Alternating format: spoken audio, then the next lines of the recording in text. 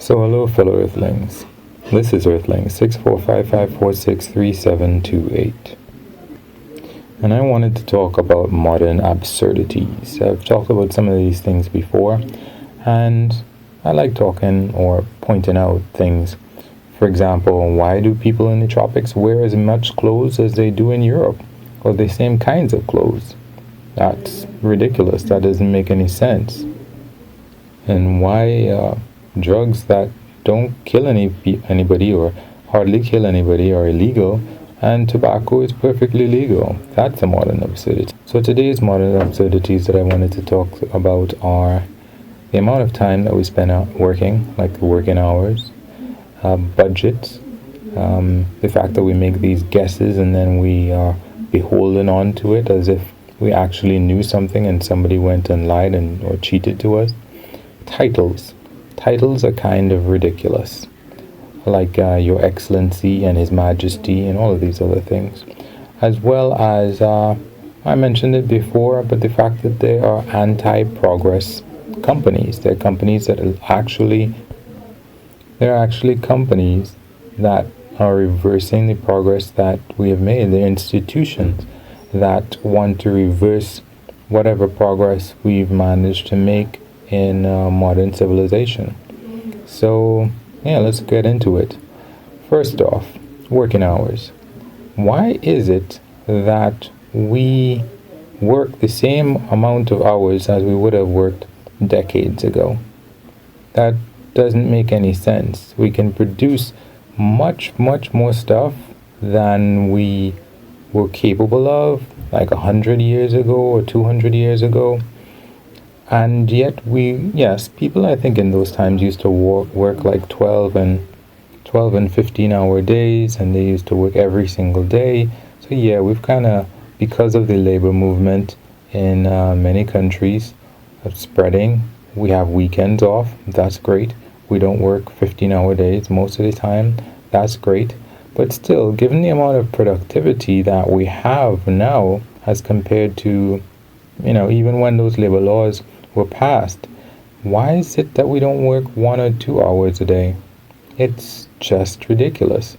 I was looking at an article that my friend just recently sent me, and he said, in the article they were saying that what we do is, instead of employing a whole bunch of people to work few hours, we have a whole bunch of people unemployed, and we have the other bunch of people overworked and working for not much money anyway. So since some of those people are unemployed, they can't buy very many products, and the people who are overworked, they are not having the best life. They're not living their best version of themselves, and they're also not healthy. They're not happy. They're stressed. That's the same thing. So isn't it kind of ridiculous that, for example, I remember looking at a video of two guys, and somebody was surreptitiously taping them, and they showed the two people, they filled up a wheelbarrow, and then the guy wheeled it 2 feet away and then dumped it out. And then he filled up another wheelbarrow, the guy wheeled it 2 feet away and then dumped it out. So basically, these people were just doing make work. Why are they doing make work? Because they need to work in order to earn money. So I'm kind of like in favor of, what do you call it? Not the living wage, thing where you pay everybody a certain minimum amount so that they don't have to pretend to work. There are employers who hire people. I don't know what they're thinking, but they want to see people doing something, anything, even if it's useless. They just want to see somebody doing something. And I think that is ridiculous. There are employers that know that during a certain period, they hardly have any sales at all. People aren't coming. But instead of closing at those hours, or even letting the employees goof off for that matter, they insist on having their employees work. I remember a story from Ben Carson's book. Ben Carson, who is now, is it the housing secretary for the U.S.? And, at this point, given the fact that different family members of his have come out and said that they don't know what some of these stories that he wrote about in his book, like they disputed what the stories were. I mean, yeah, I guess you have to take everything with a grain of salt. That said, though, one of the stories in his book was about when he was in charge of a bunch of people who were cleaning the side of the roads. I think it was a vacation job or something. And his point was that he would tell the people that he was in charge of that if they managed to clean up a particular stretch of road in a certain amount of time, or however long it took them, they could just take the rest of the day off. And the great thing was in the book that every day his group of people did the best job. They cleaned, as fast as they could, and cleaned up a whole stretch of area, I suppose, that they were supposed to clean up, and then they were gone. And they would pass all the other groups of people who were still working because they were expected to work for that whole period of time, however long it was. So they had no reason to really even do very much of a good job, because the only, stipulation that they had was the time that they had to be there. Whereas for his group, his stipulation was that the place had to be clean and then they could go home. I think it's unfortunate, but I don't think it's going to change, but it's a modern absurdity. Another absurdity that to me is just frustrating is have you ever heard the thing that however many IT projects fail, they'll go over budget, because I'm in the IT field, or however many of these other things, they go over budget, and it's I don't know what the point is, if there's alleging that it's mismanagement or what, but to me it's like, a budget is a guess, it's an estimate, it's not what it really is. Nobody went in the future and added up everything and then came back to the past and was like, okay, that's how much it's going to cost. No, that's how much you think it's going to cost. And a lot of people, for whatever reason, I know for myself, that's why I don't really give quotes. A lot of times I will do a facsimile of the job. Like I'll do the whole job sometimes, and then I know how much time I spent, I know what my rate is, so that's how much it is I charge.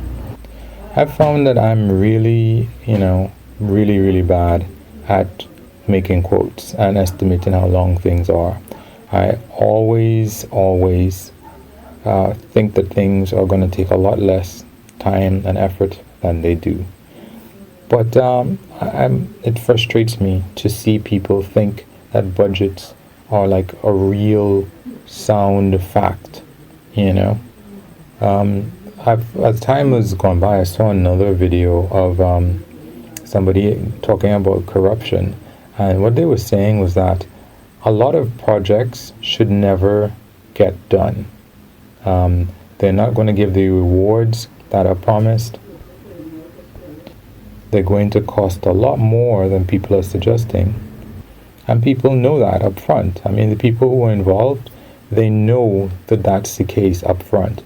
But for whatever reason, whether it's because of, political debts or whatever it might be, a lot of projects still go ahead even when they shouldn't. And these are the projects that, end up costing, like, railways to nowhere, where that nobody's going to use that rail line. But you still spend billions, like I think it happened in Japan, I think it happened in Korea. And people might, say in shock and surprise, oh, this thing is over budget. But the fact is that it's not really over budget. It's that someone might have depressed the price of it, and everybody involved either willingly, looks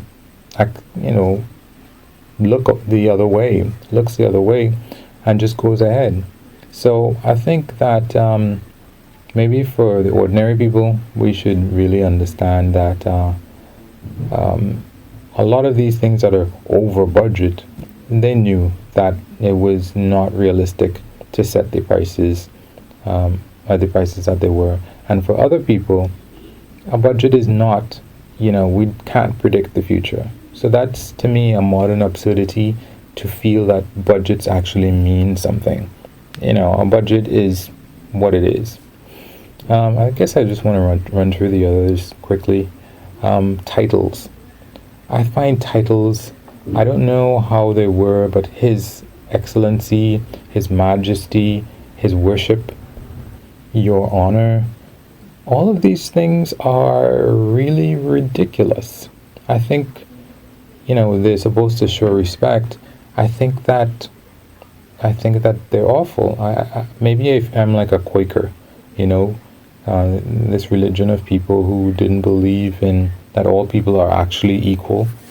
I feel like I'm a Quaker sometimes, because why in this day and age would we be calling people Your Eminence and Your Worship?